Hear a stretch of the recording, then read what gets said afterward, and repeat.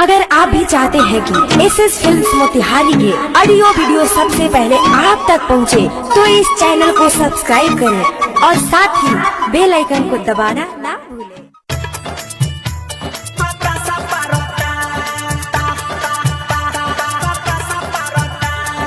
चढ़ली जवानी हो कोरोना माना मानी हो चढ़ली जवानी हो कोरोना माना मानी तू सोया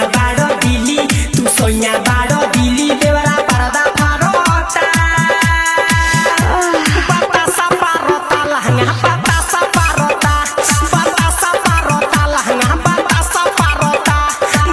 सा पारोता लहंगा पता सा पारोता। Music by Elen Gupta. Music by Elen Gupta. Music by Elen Gupta. पता सा पारोता लहंगा पता सा पारोता।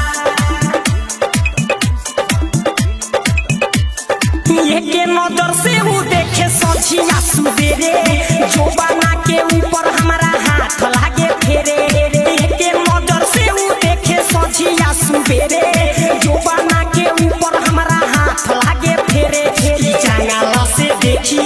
जंगला से देखी अखिया हमके मारोता पता सा पारोता लहंगा पता सा पारोता लहंगा पता सा पारोता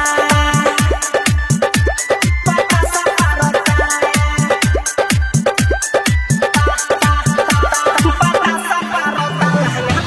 सा पारोता गोरे गोरे गोलिया पर भइल बा दीवाना कहेला कि भौजी हमके कर जनी माना। गोरे गोरे गोलिया पर भइल बा दीवाना कहेला कि भौजी हमके कर जनी माना। उठावा के लाली देवरा हमरो चाटोता पता सा पारोता लहंगा पता सा पारोता लहंगा पता सा पारोता लहंगा पता सा पारोता।